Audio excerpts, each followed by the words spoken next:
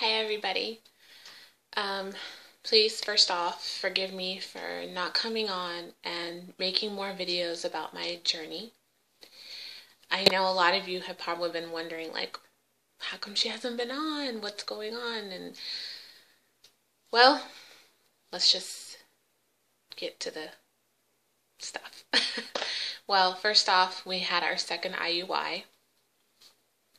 Yes, we had our second IUI and everything went great. I actually felt this time I was more prepared than the first time because, anytime you go through something for the first time, it's nerve-wracking and you're learning everything and you're just really nervous. So the second time around was just more like, okay, I've been through it. I know what's going to happen. I know what to expect on IUI day. And everything was just great. I had good eggs, bigger eggs this time, and I was just really hopeful, very hopeful, as in, last month. But I was a little prepared emotionally this month if it wasn't going to happen. I got knocked down and kicked, and I really had it hard the first time. And now the second month of doing IUI, I was a little bit stronger and I felt like I could, handle it a little bit better. So, we did the IUI, like I said, the second round. Did the same process, took the progesterone, had the HSG shot, all of that stuff. But unfortunately, it didn't work, ladies. And I haven't been updating my TTC channel because, I don't know, I wasn't in the mood to make a video and film the second IUI, and I just wanted it to be more quiet this time, if that makes sense. More of a personal thing between Jerett and I, and not talk about it, I guess. I felt like, like when you wish upon a star, when you see that shooting star and it's falling, and you make a wish, and you don't want to tell anybody what your wish is because you feel like if you say something, your wish isn't going to come true. That's how I felt about this IUI. I just wanted to kind of keep it a secret and not say anything publicly on YouTube, because I wanted my dream to come true.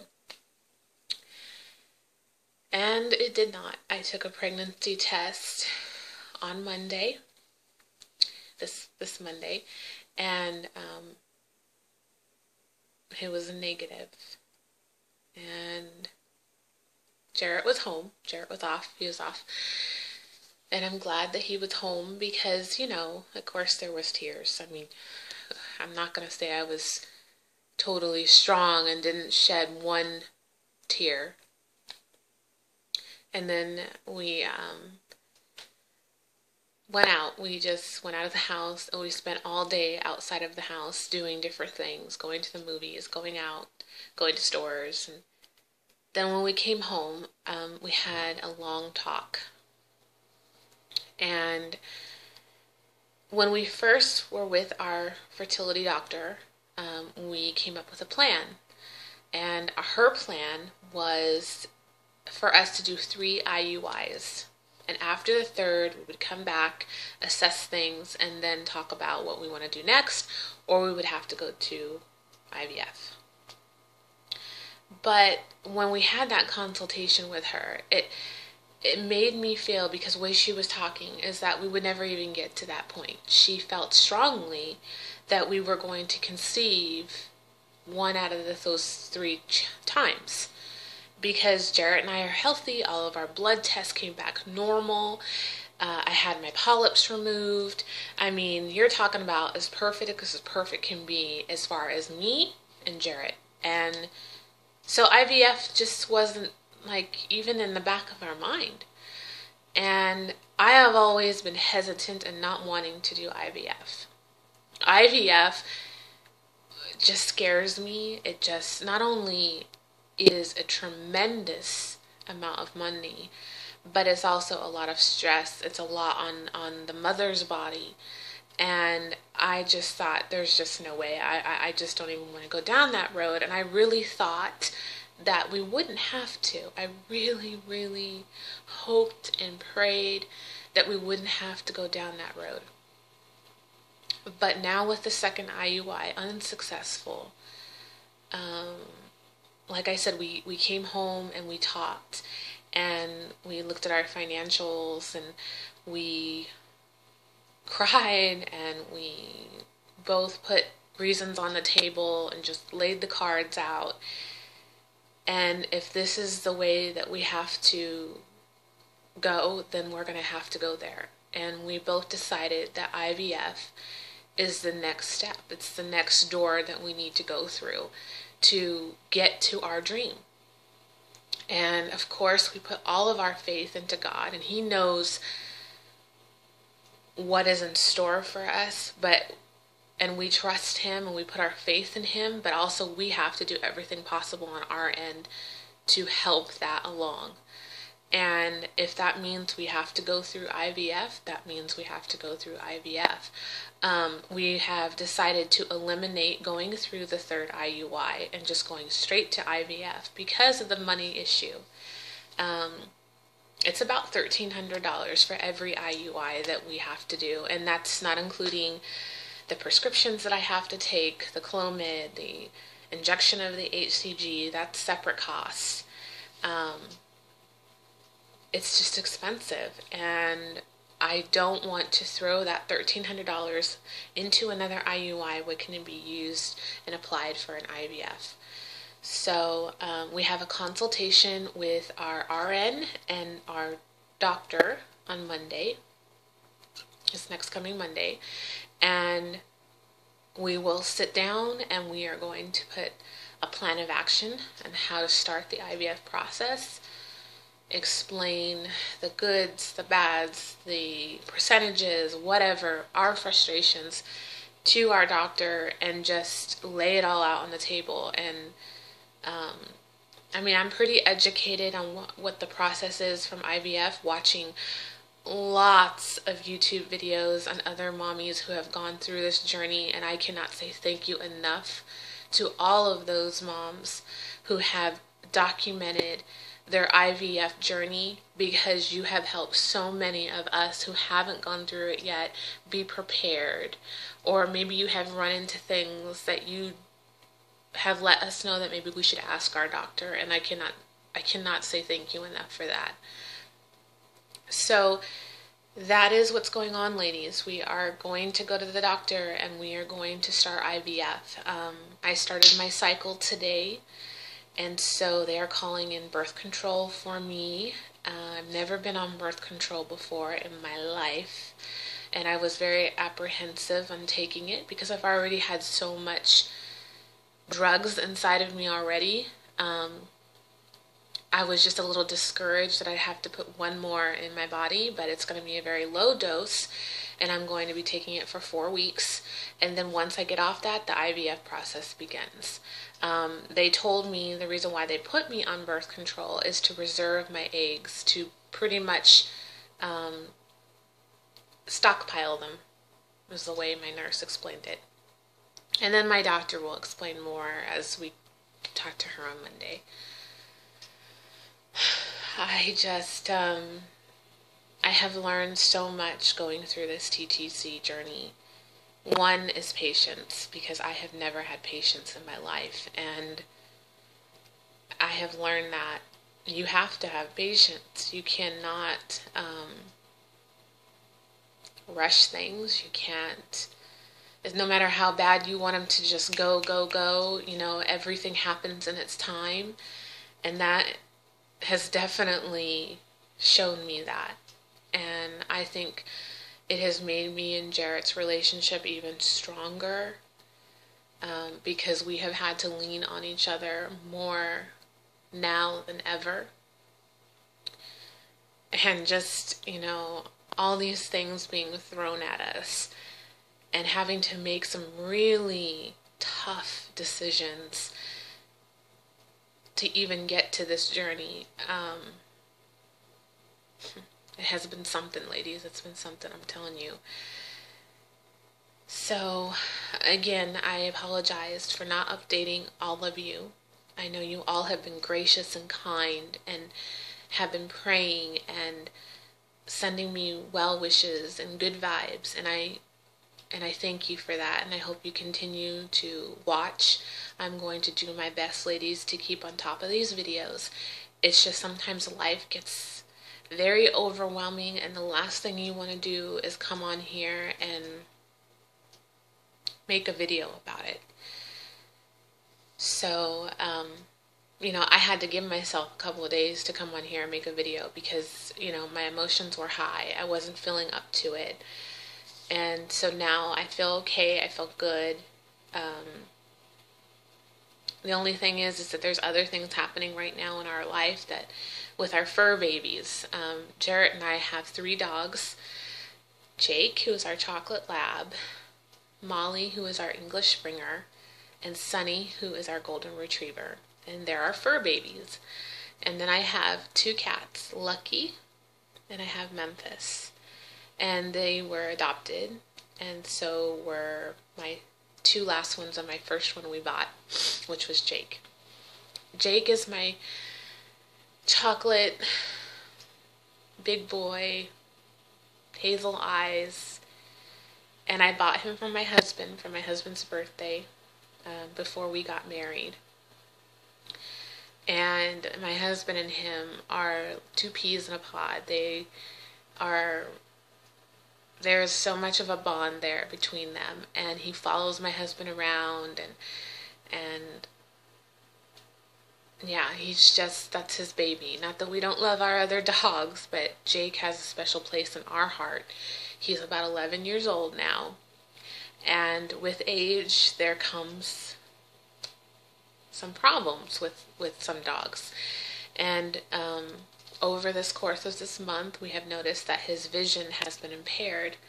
And so yesterday we took him to the doctor, and they told us that he has the beginning stages of cataracts, which was very heartbreaking to hear,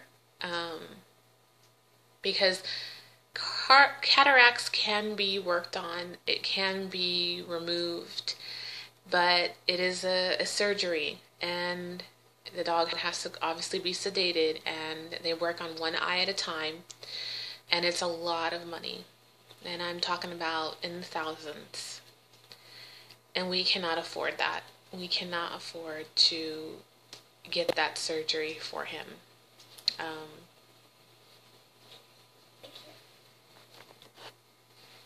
Okay, sorry about that. So we're not going to be able to do the surgery. The money that would cost to do surgery is pretty much equals to the amount of what we're going to have for an IVF. And that pains me to have to choose between saving your dog's eyes or trying to have a child. And he's like our child. So it's like, it's horrible how money conquers all. If you don't have enough money, there's nothing you can do. It's not like you can go outside and do a money rain dance and it's gonna just drop $100 bills. You can't. It doesn't work that way. This is life, and you have to make these decisions, and then you have to live with those decisions. And you feel like a bad pet parent because you look at the doctor and you say, "I'm sorry, but we can't afford it." And then they kind of look at you with those judgmental eyes, and you feel like a horrible person. You feel like just horrible. You just feel horrible. So we have made that decision that he's just going to have to gradually deal with the stages, and he's not in pain. The doctor reassured us that there's no pain involved. They did give us some drops to put in his eyes, to soothe his eyes. But eventually he will lose his sight, And I don't know if it's going to happen a month from now, a year from now. Um, and of course, Jarrett is heartbroken. It's like we kind of knew this was happening, but it's like we were dealing with our own problems of infertility and the doctors we've had to go through and the medical bills that we've had to pay. And then now this, something that just took us by surprise. We didn't even plan for anything like this to happen, and now here we are. And now, on top of that, my cat, Memphis, has been sick for the last 4 days, and he is slowly, his appetite has decreased, his drinking water has decreased. He has been hiding underneath my bed. Actually had to pull him out this morning and take him to go get water. So it's been really, really tough because now I have to take him to the vet and see what's wrong with him, which is a lot more difficult for a cat than it is a dog. Dogs definitely show more signs of things being wrong. With cats, it's a little bit more technical. And he's never been sick before. He's an indoor cat. I have never had any problems with my cats. And it seems like when it rains, it pours. And I understand, God gives us as much as we can bear. And I'm just like, Lord, I can't take any more. Not right now. I have my plate, it's full right now. And with the cat and the dog and now us, and it's just difficult sometimes just to breathe and to close your eyes and just be calm and try to get through what's going on, because it's just like you just want to scream and you just want to just say why, and then you have to collectively pull it all in. You have to just pull in the reins, and you have to just man up or girl up or whatever, and you have to just get through it. And then you have to realize that there are so many worse things that could be happening, and it's not, and we're grateful. We have a home, we have our health, jobs, and everything is good right now. And these bumps that are so huge right now really aren't that huge, and we're going to have to just take it a day at a time and go through the process with each day. So yesterday was Jake's turn, today is Memphis's turn, and then we're just going to take it day by day, and then Monday is my turn.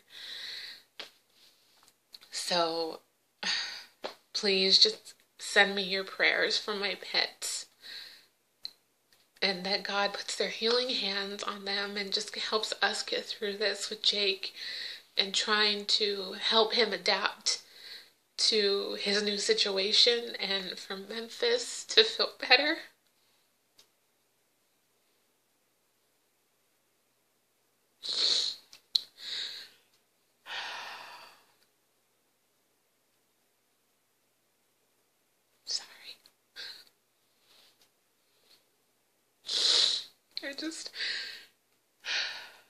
I really love my animals.